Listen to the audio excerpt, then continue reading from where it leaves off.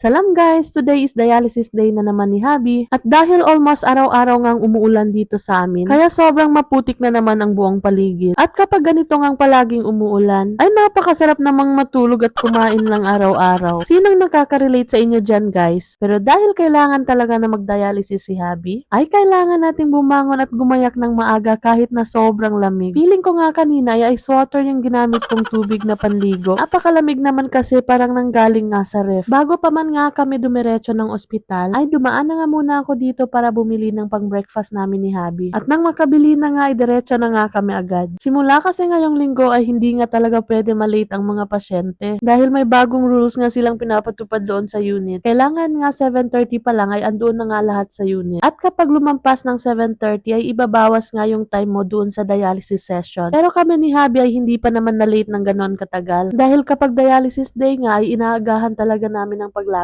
Mabuti na nga rin yung ganun kasi may iilan din kasi na walang pakialam sa time. At yung kawawa naman ay yung mga nasa pangalawang shift. Dahil kailangan nilang maghintay matapos yung unang shift, matatagalan silang isa lang at matatagalan na rin silang umuwi. Ganun din para sa mga staffs at nurses ng unit. Kaya para sa akin ay fair nga lang yung ganong klaseng rules at hindi nga nagtagal ay nakarating na rin kami dito sa ospital. Pagka-parking nga namin dyan ay agad ko na nga kinuha itong unan. Ito nga palang unan yung ginagamit ni Habi pampatong sa kamay niya. At si Habi naman ay bitbit nga naman itong baon namin. At ayan nga si Habi at sobrang good mood niya ngayong araw. Paano ba naman kasi ay sobrang sarap ng tulog niya. Sa sobrang lakas nga ng ulan at lamig ng panahon, sino ba namang hindi mapahimbing ng tulog niyan? At pagkapasok nga namin dito sa may lobby ay agad na ngang nagtimbang si Habi. At sabi niya pa nga dyan 3 kilo nga daw mahigit yung nadagdag sa dry weight niya. So paano ba yan? Dahil marami-rami yung intake natin ay kailangan din nating maghatak ng marami-rami ng konti. Nagdala na nga rin si Habi ng upuan sa loob para naman may upuan ako. At pagpasok namin sa loob ay nakaredy na nga pala lahat. Na-set up na nga nung isang staff kaya naman ko konti na lang yung gagawin ko. At naihatid na nga rin itong order namin na lumpia galing doon sa isang pasyente ng second shift. Pagkatapos ay kinunan ko na ng BP si Habi. At dahil nga na parami ng intake ay expected ko na mataas ang BP ni Habi. Pero kadalasan naman ay bumababa rin pagkatapos ng dialysis session. At para nga doon sa nag-comment na hindi daw gumagamit ng glove yung nurse ay hindi ko rin po alam. Sa mahigit 1 taon nga namin dito ni Habi sa center na ito ay ganyan na talaga yung nakikita ko. Basta ang alam ko, before nga sila lumapit sa bawat pasyente, ay hinuhugasan muna nila ng maayos ang mga kamay nila. Pagkatapos ay nag-hand rub sila. Pagkatapos nga ng ilang minuto na nakasalang si Habi, ay inumpisahan ko na rin ang paghahanda ng pagkain namin. Nilagyan ko na rin ng mainit na kape si Habi dito sa may baso. At dahil hindi nga ako mahilig na uminom ng mainit sa umaga, ay tubig na malamig nga lang ang palagi kong dalang baon. At yan nga yung nasa pink na tumbler na si Habi nga rin yung naghahanda every morning ng dialysis day. At sa mga oras nga na yan ay dumating na nga rin yung nagdadala ng pagkain. Yan nga yung pa-breakfast na provided ng ospital para sa mga pasyente. At dahil nga palagi naman kaming may dalang baon, ay hindi na nga namin tinatanggap para naman hindi masayang. At kapag ganun nga na maraming hindi kumuha ng libreng pagkain, ay nilalagay nila doon sa harapan. At kung sinong may gusto ay pwedeng kumuha. So nauubos na rin at walang nasasayang na pagkain. Hinalo-halo ko nga lang muna itong pansit ni Habi. Para nga pumantay yung lasa kasi nilagyan kasi ito ng sambal at spicy sauce. Sabi nga ni Habi dyan ay bilisan ko na nga dahil nagugutom na nga siya. At ayan na nga at ilang saglit nga lang ay ubos na nga yung pagkain ni Habi. Nakatulog na nga rin si Habi dyan pagkatapos niyang kumain. And 15 minutes pa nga bago matapos ang 4-hour session ay nag-request na nga si Habi para ipahinto yung treatment. Nilalamig na nga raw siya dahil nakatutok talaga sa kanya yung aircon. Ayan at paglabas nga namin ay nagpahinga lang saglit si Habi. At ilang sandali pa nga ay umalis na nga rin kami dito sa ospital. At pagkarating naman ng bahay ay magluluto naman ako ng uulamin namin ni Habi sa pananghalian. Kaya naman dali-dali ko nang inilabas ang isda sa ref. Binabad ko na nga rin para pabilis lumambot. At nang lumambot na nga ay nilagyan ko ng turmeric powder at asin. Naglalagay talaga ako ng turmeric powder sa isda kapag piniprito ko para mawala yung lansa. Pagkatapos ay nilamas-lamas ko para pumantay yung lasa. Nang mainit na nga itong mantika sa kawali ay isa-isa ko nang rin ipinirito itong mga isda. Gagawa nga rin pala ako ng salad na pipino kaya naman habang nagpiprito ng isda ay inasikaso ko na rin itong pipino. Binalatan ko na nga itong pipino at inislice na rin sa maliliit na piraso. Sobrang paborito ni Habi itong pipino guys. Kaya kapag bumibili ako ng mga gulay ay nire-request na talaga na bumili rin ako ng pipino. pipino. Pagkatapos ko ngang hiwain ay agad ko na ngang tinimplahan. Nilagyan ko na ng sibuyas, asin at pampalasa, konting asukal at konting black pepper powder. And of course, nilagyan ko na rin ng suka. Nakalimutan ko palang bumili ng sili. Buti na lang may 4 na piraso pang natira sa loob ng ref. Pagkatapos nga ay hinalo-halo ko na. Ilang saglit pa nga nang matapos ko ng lahat ay naghain na nga rin ako kaagad nang makakain na nga kami ni Habi. Tinawag ko na nga rin kaagad si Habi at nang makakain na. Nang sa gayon nga ay may time pa nga siyang magpahinga pagkatapos kumain. Dahil maya-maya nga lang ay papasok pa nga ng trabaho si Habi. At before nga kami kumain ay nagdoa na nga muna kami para magpasalamat nga sa biyaya na nasa harapan namin. At ayan na nga si Habi at for the papak na nga sa paborito niyang pipino. Sobrang natutuwa talaga ako kapag ganitong naipagluluto ko si Habi araw-araw. Dahil nga rin na monitor ko yung mga pagkain kinakain niya sa pang-araw-araw. At the same time ay nakokontrol ko yung anong mga dapat bawasan para naman makaiwas sa complication sa sakit niya. At kahit sobrang daming pagsubok ang dumarating sa buhay namin, ay nakakakain pa rin kami ng maayos at higit sa lahat ay magkasama. Kaya naman sobrang pasasalamat namin sa may likha dahil ni minsan ay hindi niya kami pinabayaan, bagkus ay mas lalo pang pinalakas at pinagtibay. Kaya sa mga nakakaranas ng malaking pagsubok sa buhay ngayon, huwag niyo pong kalimutang manalangin at lilipas din yan. Huwag na huwag po kayong mawala ng pag-asa sa buhay. Laban lang ng laban. Kain nga pala tayo guys. And that's all for today. Thank you for watching. See you on my next vlog.